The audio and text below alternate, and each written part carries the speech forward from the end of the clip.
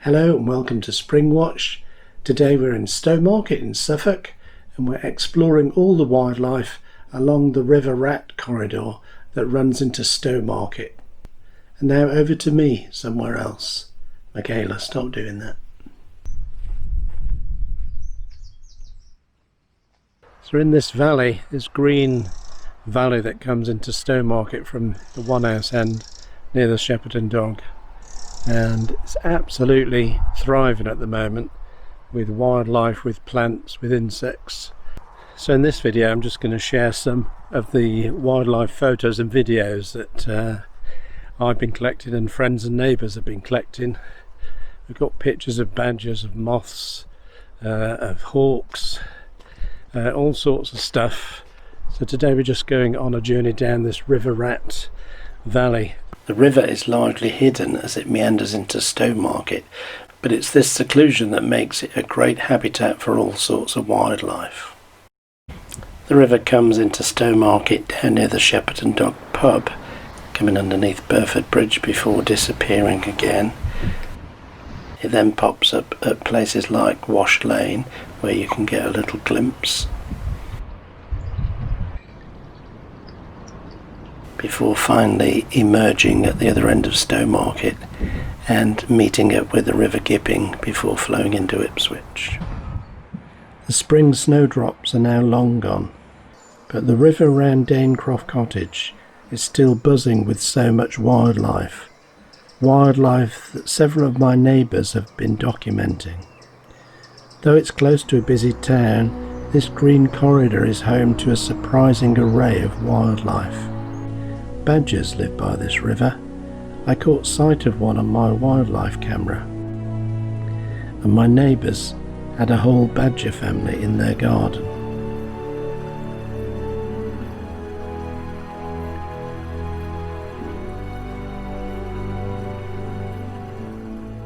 The muntjac deer sneak along the riverbank through the night. If you keep your eyes peeled, you can sometimes find them before sunset.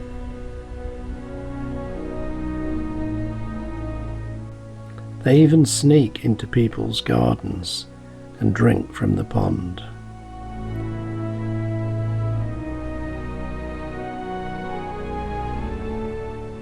Last week I returned home from an evening walk and found a hedgehog walking through our garden.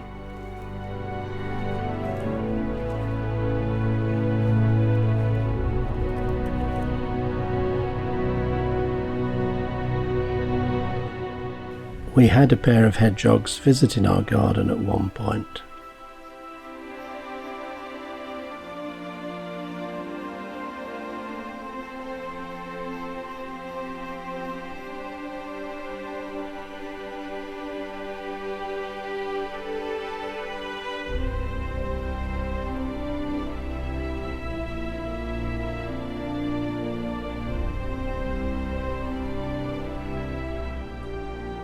When the ducklings arrived this year, we had a visit from a mother and her offspring.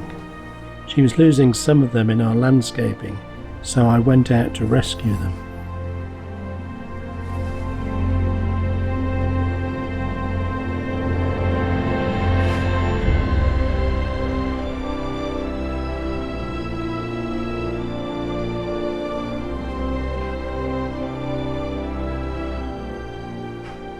After resting in the garden for a while, they set off round the side of the house and down the street.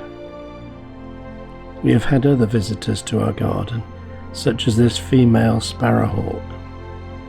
Steve and Judith down at Danecroft Cottage reported a sparrowhawk in their garden.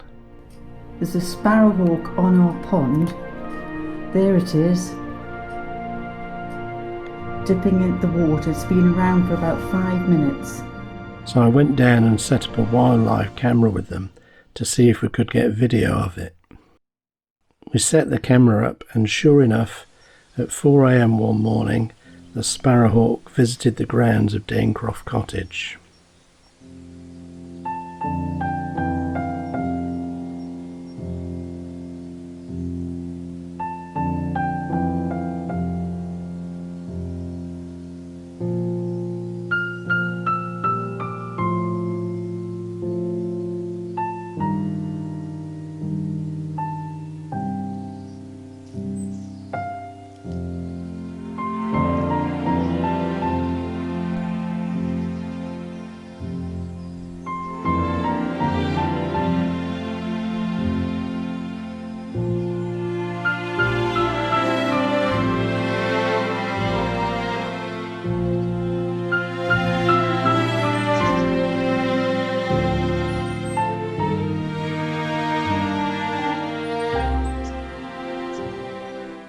In a moment we have pictures of otters in this river valley, but first I want to share some photos of another neighbour, David Carter, a keen bird watcher. David has photographed lots of birds visiting this area.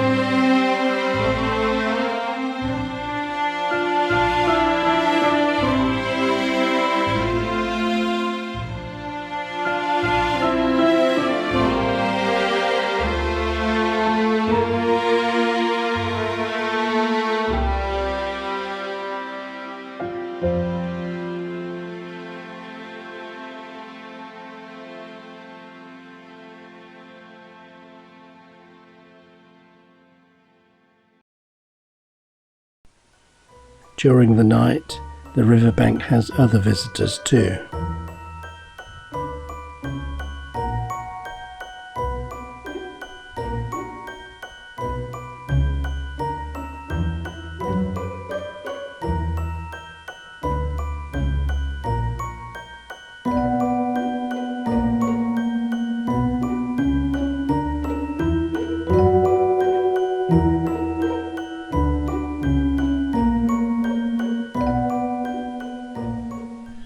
So I mustn't forget to mention our reptilian overlords.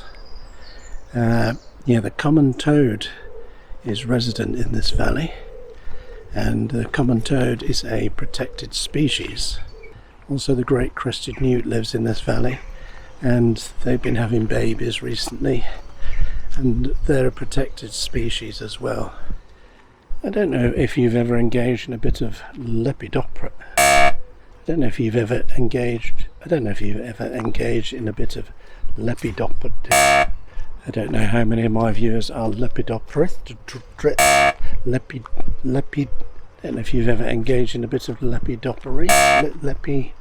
The catching of moths and butterflies. I don't know. I'll put the word on the screen. But anyway, a little group of neighbours who trap moths to identify them before releasing them. Moths are not harmed in any way. And so I went along one evening to watch them set up, and then went back in the morning to see what moths they'd captured. Yes. Oh, David's got a new barrel. Well, now that. Well, it's a question of no choice. My wheelbarrow's in the corner. I've got a nest box that's full of bumblebees. And they are aggressive. I've already been stung once. Oh no! So I couldn't even get the wheelbarrow out. So I make do with my... This looks like something out of Last of the Summer Wine, this. I think it was in his garden. This is the Robinson moth trap. Oh, right. It's the correct name for it. I'll let Don come in and There's keep going. different ones, is there? There's different types, yes. Oh, right. Yes, when I put it together you'll see it. But this is the Robinson. This is the homemade version. Right, That's based on the Skinner, isn't it? Yes, on the Skinner. Skinner. Riverland. pond, back garden, or here, anywhere you want to choose. Oh, the river, did you go? Okay. An all-night moth fest done. Impressive. We don't stay up all night. No, I know. Right, set up.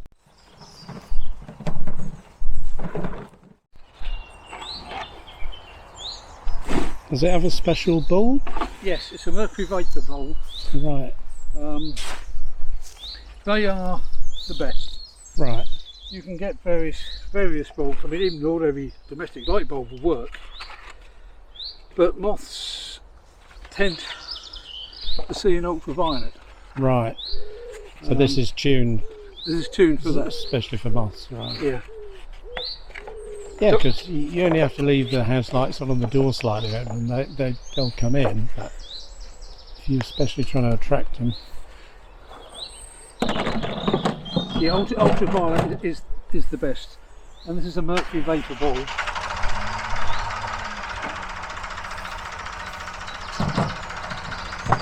And basically, they'll fly to it. They'll fly around the bulb. They'll hit the vane, yeah. shoot down in, and because then- it's light in there, they'll go to sleep. Right. Okay. And they'll often go to sleep in the shade at the back of the egg box. Yeah. Interesting. This is the choke to control the electricity. Right. Okay. Is this all waterproof in case it rains? Or? No. Well, sort of, but what I will do is I will turn the wheelbarrow upside down over the top. Ah, right. Okay. I'm not sure how good tonight it's going to be, because ideally we want it cloudy, Right. Which warm isn't. and still. Right. A bright moon is bad, Right. Okay. and we've got quite, as you Yeah. can see, quite a bright moon tonight. Yeah. So it's not cloudy. It's not cloudy, but it is still and it is warm, so hopefully it won't be Yeah. too bad. About 8 o'clock tomorrow morning, did Judith say? Yeah, about 7:30 I think we were going to come down, so 7:30, 8 o'clock. Oh, right. Okay. Put my alarm on then.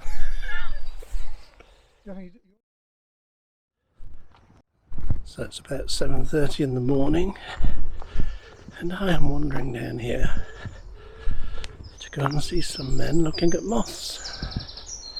Good morning. You lost one? No, we're just seeing if there's anything on the grass. Oh, right. Doesn't look to be a very exciting catch, Okay. but you never know until you No. look in. You wheel it somewhere else and then. Yeah, It's that's right. Judith has set Oh, up right, she's a got a table little, up. That's the treble lines. We've got 3 lines across it. Right, that's the name. Hearth and dart. That's the dart and that's the heart. Oh. Burnished brass. See how it got its name. Heart and dart, treble lines. How did you get into this then? My earliest recollection was about at the age of 5, coming home from Combs Primary School, lunchtime, and one of these, the buff tips, was on the grass, and I remember picking it up and running home with it on my finger, and I've been into moths ever since. Oh, right. So lifetime. Yeah. Right, I've got a white ermine, buff tip, another common swift, another burnished brass, large nutmeg. I think that's a turnip, I'm going to have to look at that one. That's one of the little grass moths.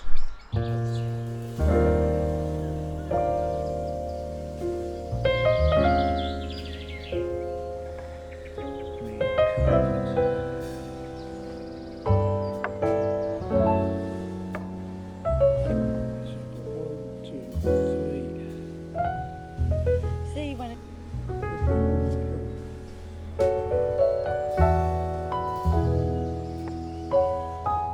Very boring at the moment. Is that the Saturday? So down at Danecroft Cottage a couple of years back, they had a baby otter that was in a bit of distress on their land. So I've just come down to Danecroft Cottage to ask Judith to tell me the story of the otter and what happened on that day and subsequently. It starts with our bedroom window, which is over there, the top window there, and it obviously looks down on the small holding. And early one morning, Steve had just had his shower, and he said, there's something over there. Anyway, within a few minutes we realised it was either a mink or it looks like an otter. And whilst we've seen evidence of otter sprint, or thought there must be an otter because we've had fish bones and things left on the side, we've never seen one. So, and it was tiny, so we got dressed, galloped down to try and find it, because we thought it was really strange that small an otter being on its own, if it was an otter. Anyway, we had a good look round, couldn't find anything, went back, had our breakfast, and then Steve saw movement again when we came down, and actually we were then getting a bit concerned because we realised whatever the animal was, it was very small. And actually, after a lot of searching around, we found, in fact, I saw this face looking at me, big eyes and a face with, whatever it is trapped. No sign, it was after 2 hours, no sign of any other animal. So we got a fishing keep net, we were running about, fishing keep net. We were worried it was injured more than anything. Anyway, we eventually got it in a box, couldn't see what it was.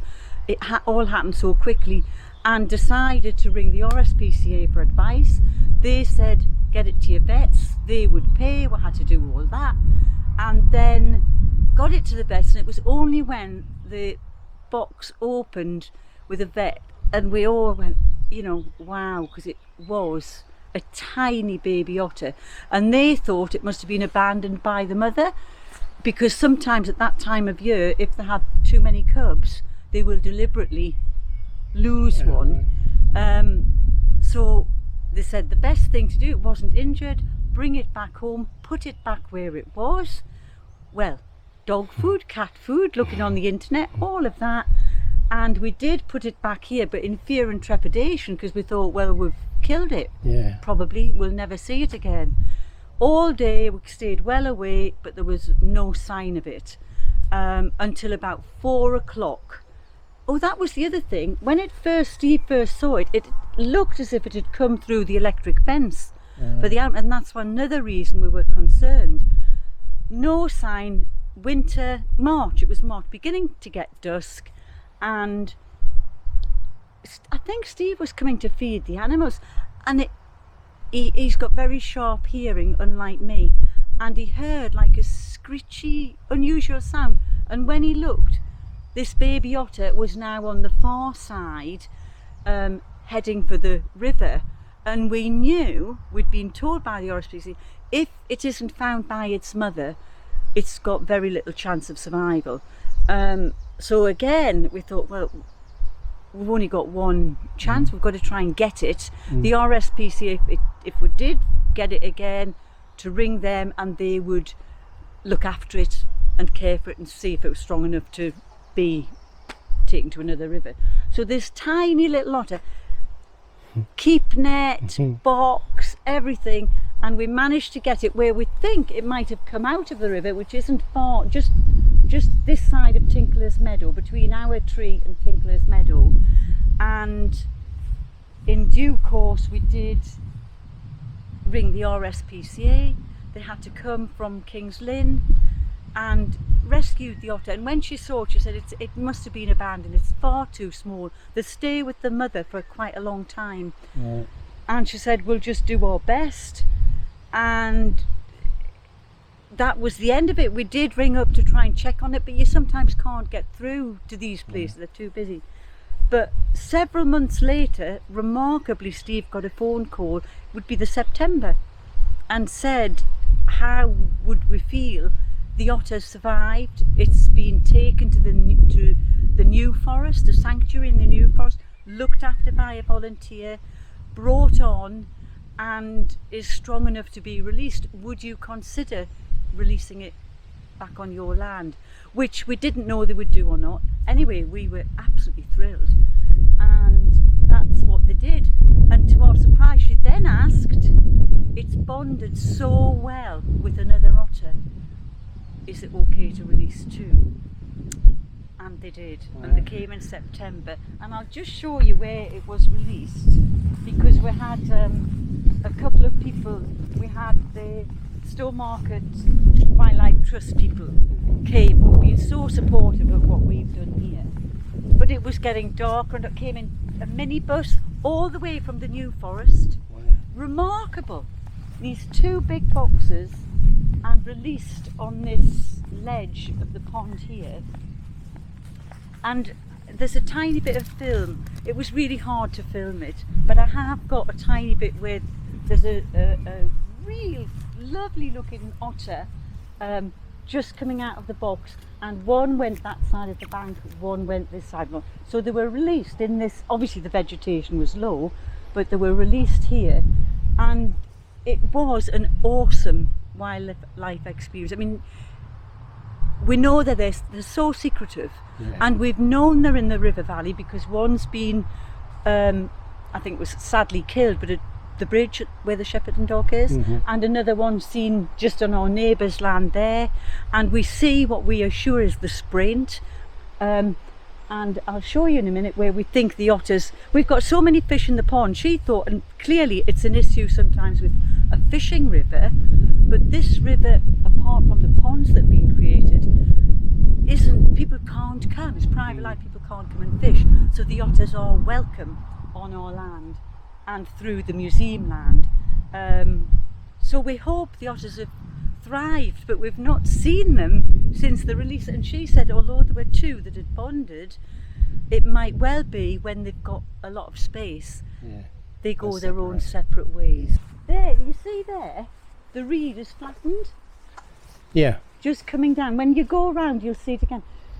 It looks very like there's something. It's called, I think it's called an otter slide. Right. It's very like something's coming in and out, and a tiny bit of a track going through the tall grass.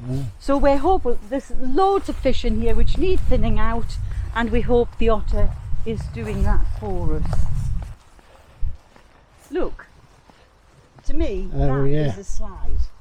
Yeah, something's been through there. That is a slide. Well, it's not a fish, it's not a rabbit, it's something that's definitely accessing the pond. Yeah. And it hasn't been here that long. You know, there was another one round that side, and before, I mean, there's a little bit of a, you can, but I might be imagining it. So we're hopeful the young otter has returned, but the people at the vets hadn't seen an otter, and so people kept coming in and peeping. Pure coincidence, but it's sitting on a piece of newspaper, and the headlines in red are hope and glory. Do you know what? That's filled me with hope for the diversity in the valley. Yeah, thanks for watching today. Don't forget to hit that like button on YouTube and hit the subscribe button, and I'll see you in the next video.